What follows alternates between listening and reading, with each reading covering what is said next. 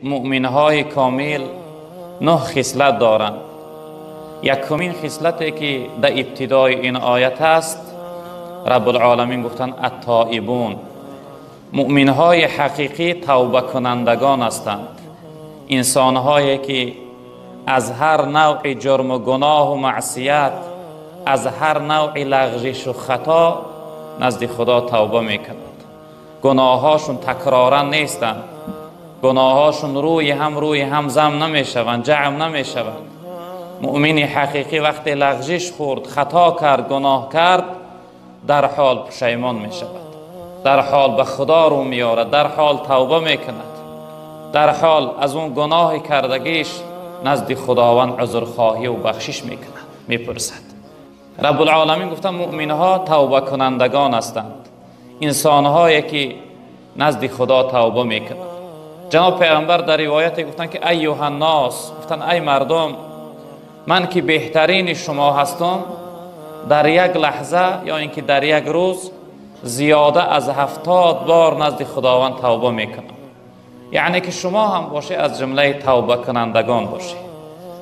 در روایت دیگر پیغمبر بزرگوار صلی الله علیه وسلم گفتن یکی از نشانه های رسیدن قیامت، یکی از نشانه های بدبختی آخر زمان این است که یحبون الذنوب و ینسون توبه. مردم گناه از حد زیاد دوست می‌دارند، توبه گناه فراموش می‌کنند.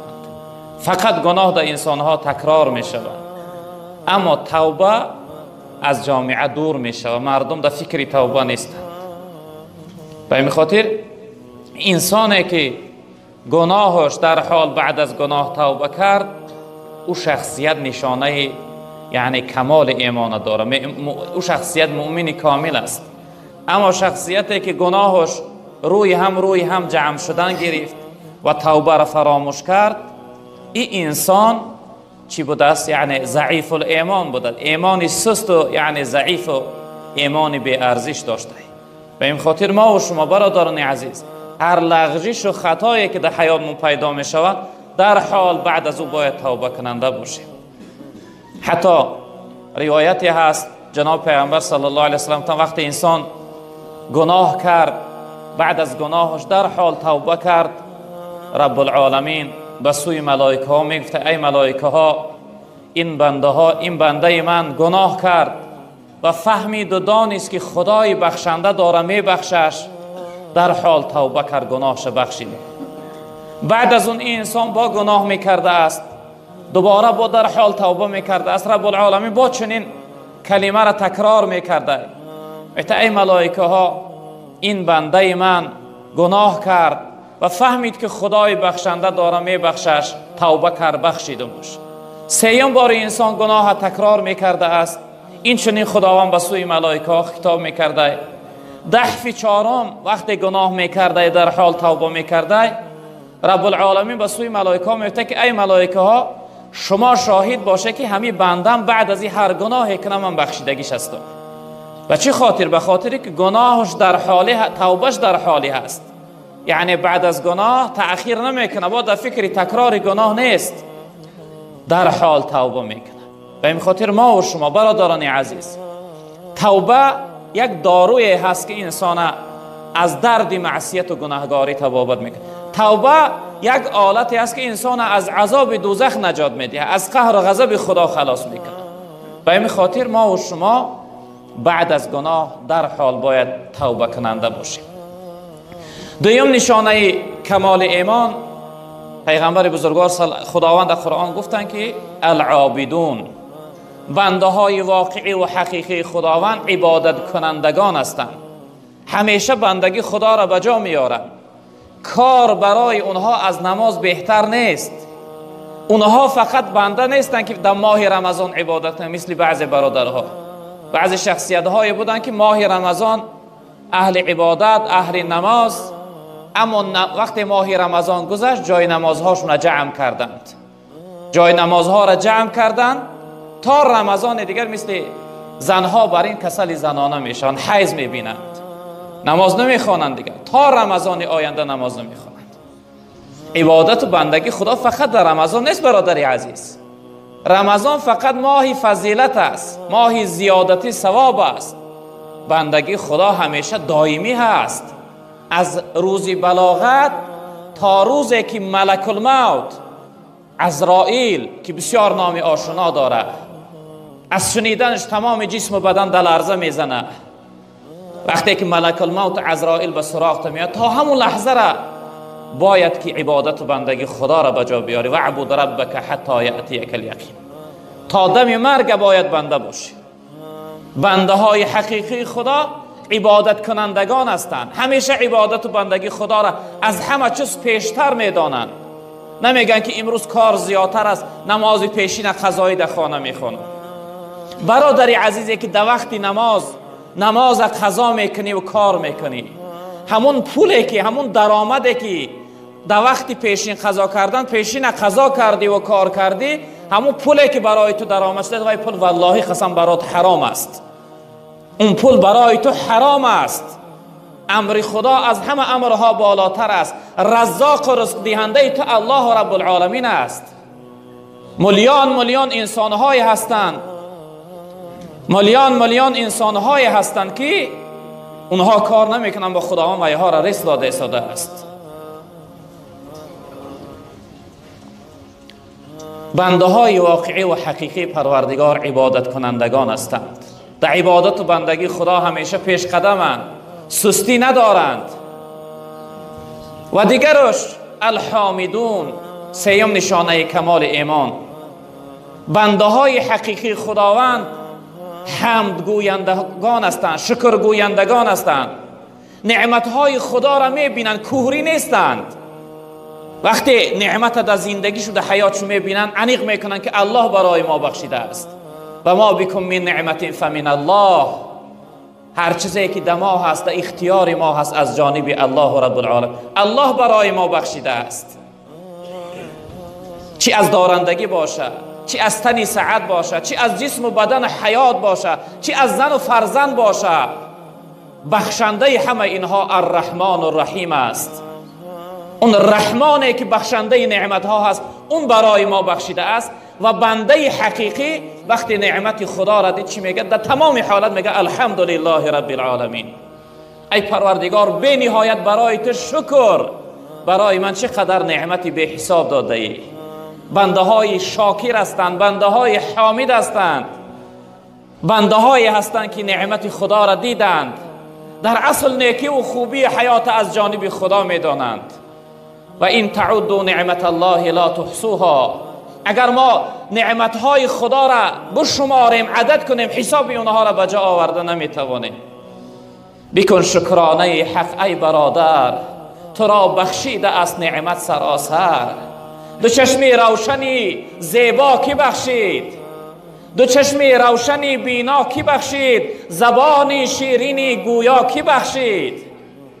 کی بخشید برای تو؟ کی چشم داد میبینی؟ کی برای تو این نعمت ها را بخشید؟ دو دست داد برداری به سویش، دو چشم داد سازی جستجویش. دو پایت داد تا سویش روی راه، زبانت داد هر دم گوی الله. برای غیبت نه، برای دشنام نه، برای تهمت نه، برای منت نه، برای چی؟ برای الله گفتم، برای سبحان الله، الحمدلله، لا اله الا الله. هر کدومش برای چیزی خلق شده است. تا برای چی؟ برای سوی خدا قدم زدن، سوی اطاعت و بندگی خدا قدم زدن. بنده حقیقی خدا شخصیتی است که این نعمت خدا را میبینه. این نعمتی که امروز داده است، چی از تنی سعادت باشه، چی از دارندگی و فرزند، نعمت خدا را میبینه. در برابر این نعمتاش پروردگار شکرگزار است. اگه الحمدلله رب العالمین، ای پروردگار بی نهایت شکر برای تو، چقدر برای من نیکی و خوبی بخشیده. برایت خاطری شاد و لبی پرخنده میخواهد، عزیزی مهربانی من تو را او بنده میخواهد. بکاری بد همه نازی، بکاری بد همه نازی، حیاتی خیش میبازی، چرا با او نمیسازی؟ تو را آینده میخواهد. برای چی به خدا خودت درست نمیکنی؟ در عبادت و بندگی خدا برای چی خودت درست نمیکنی؟ رب العالمین برای تو آینده میخواه، برای تو جنت میخواه، برای تو بخت سعادت دنیا و آخرت میخواه. برادری بزرگوار، اگر بنده الله شدی در دنیا و آخرت سلامت میمانی، در دنیا و آخرت بدبخت و خوار و رسوا نمیشوی. والله قسم هر چیزی که دلت میخواه به آرزو و مقصد دلت میرسی. اما سببی که امروز پریشانی، ناراحتی، غم داری، زندگیت پر مشقت شده است، سببش این است که از خدی کشیده الله بیرون شده ای، از بندگی الله بیرون شده ای. نماز تو این اختیاری شده است برات، موافقی خواهی شد عبادت میکنی. باید خواهش تا نگاه نکنی، باید صاحب تا نگاه کنی. بنده نفس و خواهش نیست، تو بنده الله هستی. دیگر بنده حقیقی خداوند شخصیتی هست که در برابر نعمتهای خدا را شکر میگه، حمد میگه، نعمت خدا را میبینه و کوری نیست. و دیگرش الصائحون، صائحون مفسرین به معنای صائمون تفسیر کردن. بنده های حقیقی خدا شخصیت های روزگیرها هستند. روزه ماه رمضان روزه میگیرند، یا اینکه روزه نافله دارند، روزه دوشنبه و پنجشنبه که از جناب پیغمبر ثابت شده است این سنت بجا میارند. بنده نفس نگشتند که بگن یک روز تا بگاه من طاقت نمیکنم. این روزه 6 روزه که بعد از رمضان است، من امروز نگاه میکنم متاسفانه اکثر مردم روزه خور هستند. پیغمبر بزرگوار گفتن هر شخصیتی که این 6 روزه ماه شوال روزه بگیره، هر یک روزش ثواب 2 ماهه را داره. کسی این 6 روز روزه گرفت گویا تمام سالش روزه دار گذرانده است. 6 روز روزه گرفتن ثواب 1 ساله روزه گیری را داره. اما امروز مردم ما، مسلمان ما بچنان غلام و بنده نفس شده است که امروز میگه من طاقت ندارم. سبحان الله، طاقت بندگی خدا را نداره. طاقت 8 ساعت و 10 ساعت در دنیا کار کردن نداره. طاقت رنج و مشقت دنیا را داره، اما طاقت بندگی خدا را نداره. کشی چون گاو هر دم بار دنیا، شوی در طاعت مولا کسلها. به نزدی هر طعام پهلوانی، به وقتی بندگی رنگی زنانی. روی صحرا به عزمی بیل دسته، به مسجد می شود پایت شکسته. برادری بزرگوار، بنده های حقیقی پروردگار بنده های فرمانبردار هستند، پرهیزگارها هستند، روزگیرها هستند. 4 نشانش بود. 5مش الراکعون، بنده های واقعی پروردگار رکوع کنندگان هستند، گردن خم کنندگان هستند. شخصیت هایی هستند که عبادت و بندگی خدا را به گردن میگیرند. سر اونها همیشه نزد الله رب العالمین خم هست. میگوین ای پروردگار، هرچند امر عبادت و بندگی داری، در گردن من بار کن، من عبادت و بندگی تو را به گردن میگیرم. بندگی خدا را بجا میارند. از بندگی خدا گردن کشی نمی کنند، سرکشی نمی کنند، نافرمان برداری نمی کنند. از ساجدون، دیگرش بنده های حقیقی خداوند سجده کنندگان هستند. انسان هایی هستند که سر اونها یگانه نزد الله رب العالمین خم می شود، نزد هر شخصیت سر خم نمی کنند. یگانه از الله رب العالمین می ترسند. اون جایی که خیف دارن که همیشه قدرت و توانایی داره که ما را ذلیل و خوار و رسوا بگردانه الله رب العالمین است، این یقین میدانند. یگانه سری تعظیم و سری سجده نزد الله رب العالمین فرو می آرد. بنده های حقیقی خدا سجده کنندگان هستند، از خدا می ترسیدگی شخصیت ها هستند. دیگرش الامرون بالمعروف، بنده های حقیقی پروردگار امر معروف کنندگان هستند. برادران بزرگوار، شما فکر نکنید که فقط امر معروف کردن کار ایشان قاری میرون بیگ است. شما فکر نکنید فقط امر معروف کردن کار عبدالقادر است. فقط امر معروف کردن کار 4 طالب علم هست یا اهل علم است. این فکر نداشته باشه. هر کدام شما را خداوند مأمور گردانده است، وادار کرده است در قرآن که استعذ بالله کنتم خیر امت اخرجت للناس تأمرون بالمعروف و تنهون عن المنکر. ای امت محمد صلی الله علیه و سلم، شما بهترین امت در بین تمام امت های گذشته هسته. وظیفه شما امر معروف و نهی منکر است. اگر بینی که نابینا و چاه است و اگر خاموش بنشینی گناه است. برادری بزرگوار، هر یک مؤمن و مسلمان وظیفه داره که مردم امر به نیکی کنه.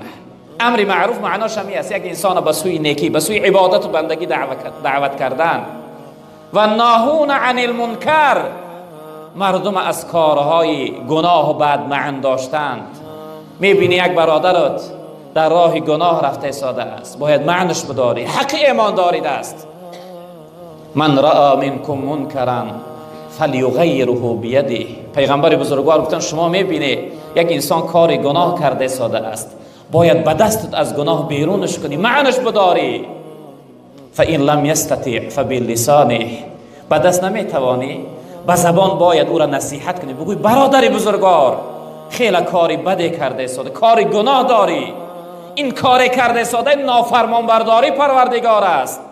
این کار کرده ساده آخرش بدبختی و خاری و عذاب جهنم و دوزخ است. این کار نکن. فإن لم يستطع فبقلبه، با زبان گفته نمیتوانی، باید بدیل عملی وی بد ببینی.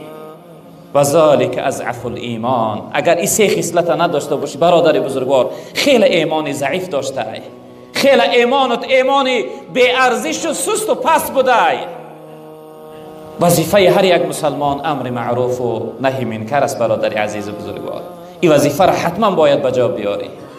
حدی اقل نماز جمعه آمدنی شدی، یک دوست و برادر زنگ بزن، بگو برادر عزیز روز جمعه برات مبارک باشد، خداوند امروز برات روز عبادت و بندگی بگردانه. برادر عزیز که فراموش نکرده باش امروز جمعه هست، بیا نماز جمعه برویم.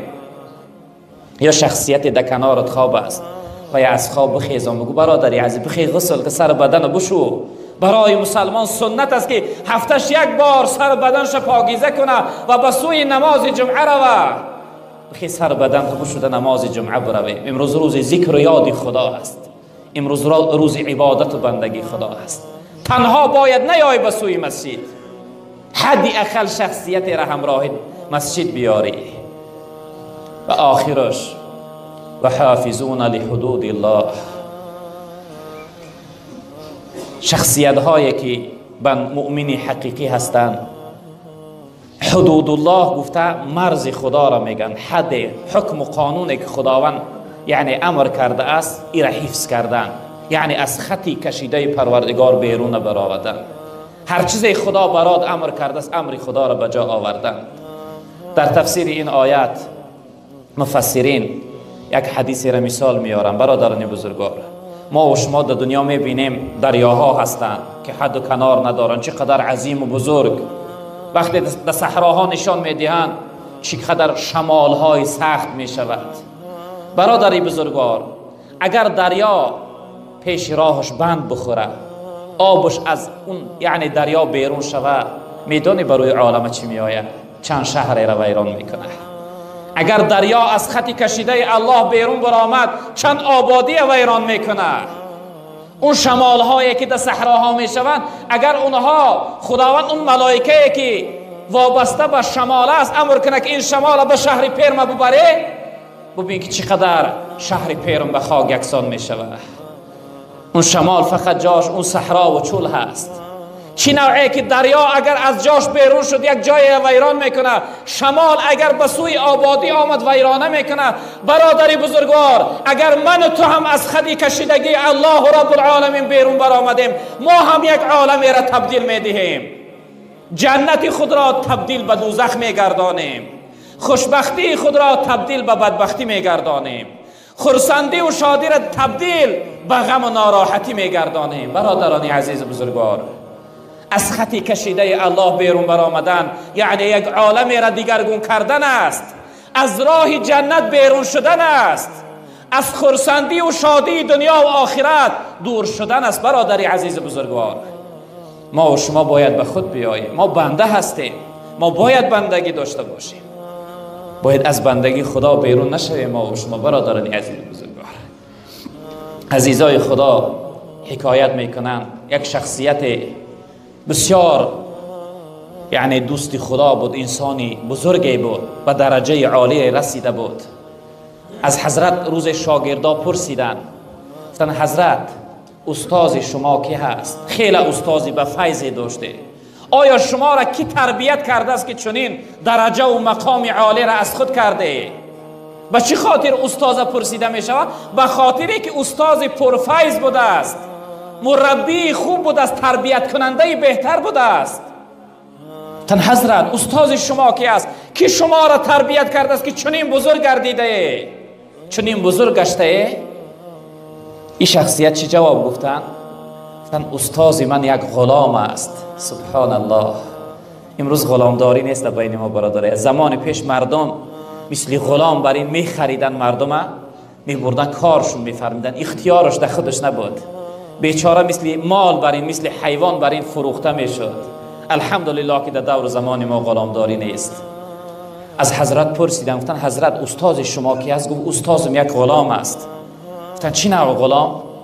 گفت من در وقتش دارنده بودم، بای بودم، بازار غلام خری رفتم در بین مردم نگاه کردم، یک غلام خیلی بلند قامت بزبله، میگه نگاه کردم گفتم هر جا کرده بزبله هست، بلند قامت است، این بسیار کارگر است.